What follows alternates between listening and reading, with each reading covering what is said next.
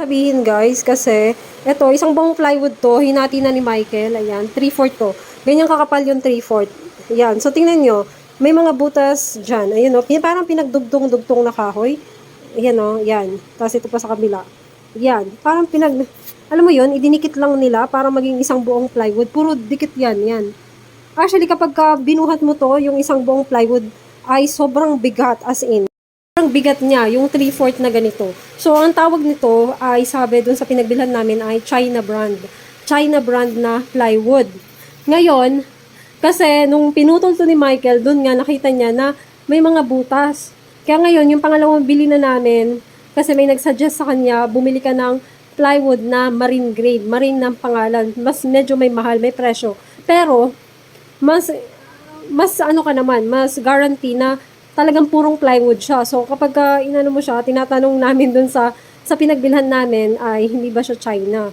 So, kailangan mong tanungin kung China or local made. Kasi kung local made, gawa siya dito sa atin, hindi siya gawang China. Kasi kapag hindi ka nagtanong, baka gawang China yung ibigay sa'yo, ganito yung makukuha mo. Yan. Yung pinagtagpi-tagpi na kahoy. So, hindi siya maganda. And sabi ni Michael, ito yung mga kahoy na madaling ma-attract yung aanayin, yung termites. Madali nilang kainin yung kahoy na ganito. Kaya pala, nagtataka ako, bakit yung kapitbahay namin ay semento yung bahay nila. Kaya lang, meron silang ginagamit na yung higaan nila ay kahoy, yung double deck kahoy. Tapos, nung binuksan nila yung kahoy, sira-sira na, ay ang daming anay. So, yun nga, dahil nga sa plywood na ginamit, yung kahoy na ginamit ay made in China. So, don't trust gawang China. Basta yun lang, talagang hindi ka maano sa, ano yun, sa items ng gawang China. Kaya mas maganda pa rin yung local made.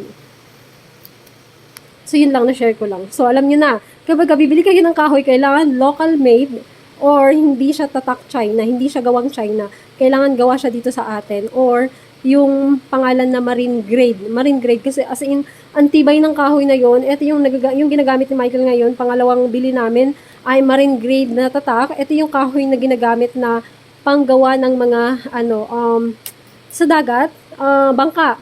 Panggawa ng bangka kasi maganda yung quality ng kahoy and pwede siyang mabasa. Okay lang siya na mabasa, hindi siya aanayin. So, ganun yun. So, ngayon, alam niyo na, ang hanapin niyo ay marine grade. Kasi hindi ko alam yun. Ngayon ko lang siya nalaman dahil dito kay Michael. Yeah, right? Yeah, I'm good.